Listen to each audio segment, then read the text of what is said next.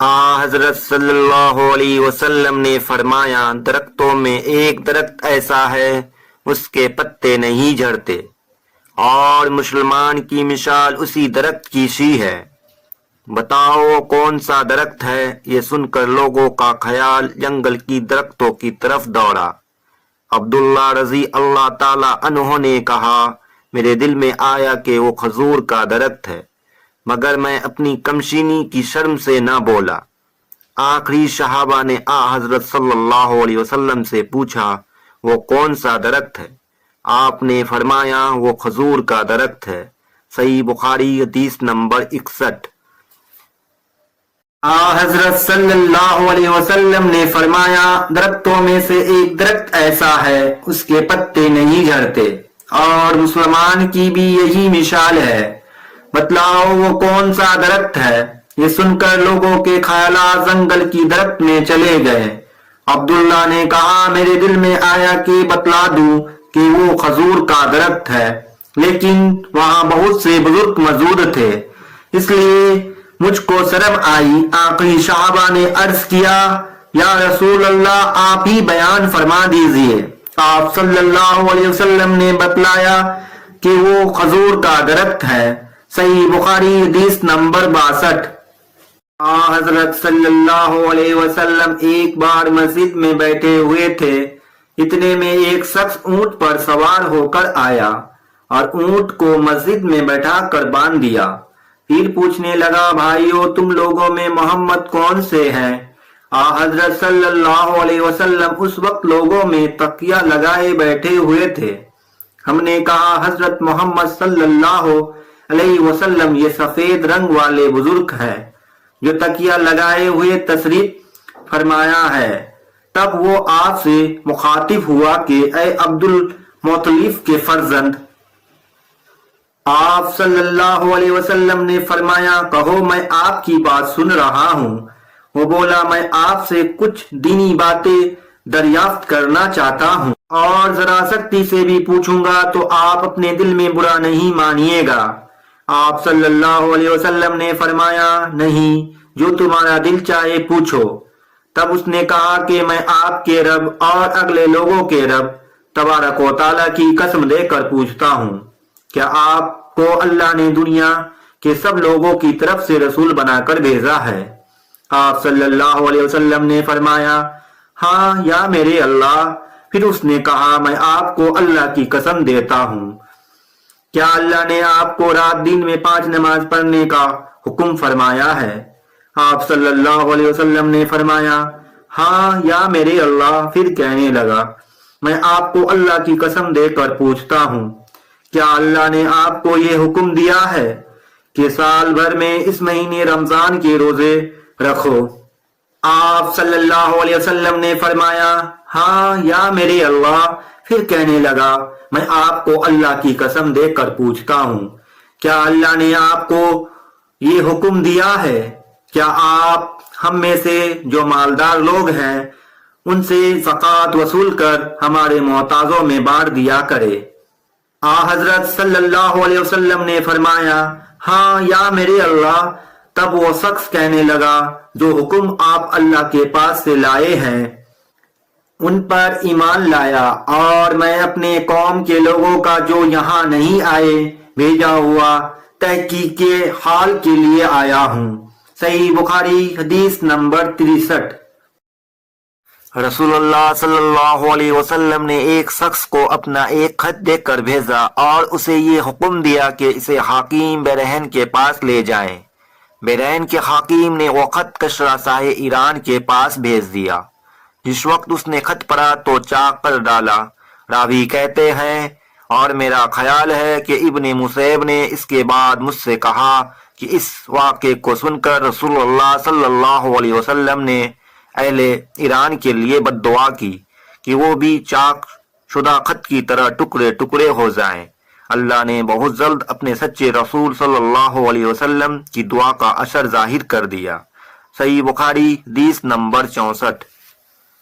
رسول اللہ صلی اللہ علیہ وسلم نے کسی بادشاہ کے نام دعوت اسلام دینے کے لیے ایک خط لکھا یا لکھنے کا ارادہ کیا۔ تو آپ صلی اللہ علیہ وسلم سے کہا گیا کہ وہ بغیر مہر کے خط نہیں پڑھتے، یعنی پہ مہر کے خط کو مستند نہیں سمجھتے۔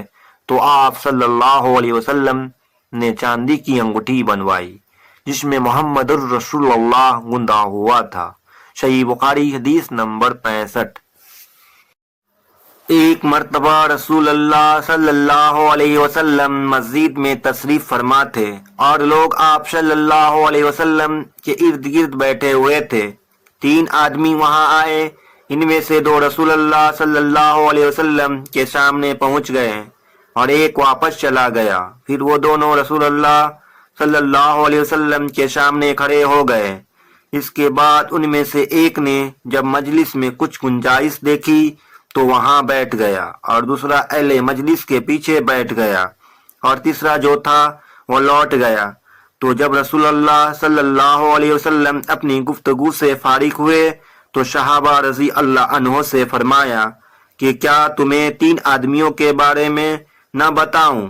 تو سنو، ان میں سے ایک نے اللہ سے پناہ چاہی، اللہ نے اسے پناہ دی، اور دوسرے کو شرم آئی تو اللہ بھی اسے شرمایا کہ اسے بھی بخش دیا، اور تیسرے شخص نے منہ موڑا، اللہ نے بھی اس سے منہ موڑ لیا۔ صحیح بخاری حدیث نمبر 66۔ رسول اللہ صلی اللہ علیہ وسلم اپنے اونٹ پر بیٹھے ہوئے تھے اور ایک شخص نے اس کی نکیل تھام رکھی تھی۔ آپ صلی اللہ علیہ وسلم نے پوچھا، آج یہ کون سا دن ہے؟ ہم خاموش رہے حتیٰ کہ ہم سمجھے کہ آج کے دن کا آپ کا کوئی دوسرا نام اس کے نام کے علاوہ تجویز فرمائیں گے۔ پھر آپ صلی اللہ علیہ وسلم نے فرمایا، کیا آج قربانی کا دن نہیں ہے؟ ہم نے عرض کیا، بے شک۔ اس کے بعد آپ صلی اللہ علیہ وسلم نے فرمایا، یہ کون سا مہینہ ہے؟ ہم اس پر بھی خاموش رہے اور یہی سمجھ کے اس مہینے کا بھی آپ اس کے نام کے علاوہ کوئی دوسرا نام بھی تجویز فرمائیں گے۔ پھر آپ صلی اللہ علیہ وسلم نے فرمایا، کیا یہ ذوالحجہ کا مہینہ تو نہیں ہے؟ ہم نے عرض کیا، بے شک۔ آپ صلی اللہ علیہ وسلم نے فرمایا، تو یقیناً تمہاری جانیں اور تمہاری مال اور تمہاری آبرو تمہارے درمیان اسی طرح حرام ہے جس طرح آج کے دن کی حرمت تمہارے اس مہینے اور اس شہر میں ہے۔ بس جو شخص حاضر ہے اسے چاہیے کہ غائب کو یہ بات پہنچا دے، کیونکہ ایسا ممکن ہے کہ جو شخص یہاں موجود ہے وہ ایسے شخص کو یہ خبر پہنچائے جو اسے زیادہ یاد رکھنے والا ہو۔ صحیح بخاری حدیث نمبر 67۔ رسول اللہ صلی اللہ علیہ وسلم نے ہمیں نصیحت فرمانے کے لیے کچھ دن مقرر کر دیے تھے، اس ڈر سے کہ کہیں ہم کبیدہ خاطر نہ ہو جائیں۔ صحیح بخاری حدیث نمبر 68۔ آپ صلی اللہ علیہ وسلم نے فرمایا، آسانی کرو اور سختی نہ کرو، اور خوش کرو اور نفرت نہ دلاؤ۔ صحیح بخاری حدیث نمبر 69۔ عبداللہ ابن مسعود ہر جمعرات کے دن لوگوں کو واعظ سنایا کرتے تھے۔ ایک آدمی ان سے کہا، اے ابو عبد الرحمن، میں چاہتا ہوں کہ تم ہمیں ہر روز واعظ سنایا کرو۔ انہوں نے فرمایا، تو سن لو کہ مجھے اس امر سے کوئی چیز ماننے ہے، تو یہ کہ میں یہ بات پسند نہیں کرتا کہ کہیں تم تنگ نہ ہو جاؤ، اور میں واعظ میں تمہاری فرصت کا وقت تلاش کیا کرتا ہوں، جیسا کہ رسول اللہ صلی اللہ علیہ وسلم اس خیال سے ہم کبیدہ خاطر نہ ہو جائیں واعظ کے لیے ہمارے وقت فرصت خیال رکھتے تھے۔ صحیح بخاری حدیث نمبر 70۔ رسول اللہ صلی اللہ علیہ وسلم نے فرمایا، جس شخص کے ساتھ اللہ تعالی بھلائی کا ارادہ کرے اسے دین کی سمجھ عنایت فرما دیتا ہے، اور میں تو محض تقسیم کرنے والا ہوں، دینے والا تو اللہ ہی ہے، اور یہ امت ہمیشہ اللہ کے حکم پر قائم رہے گی۔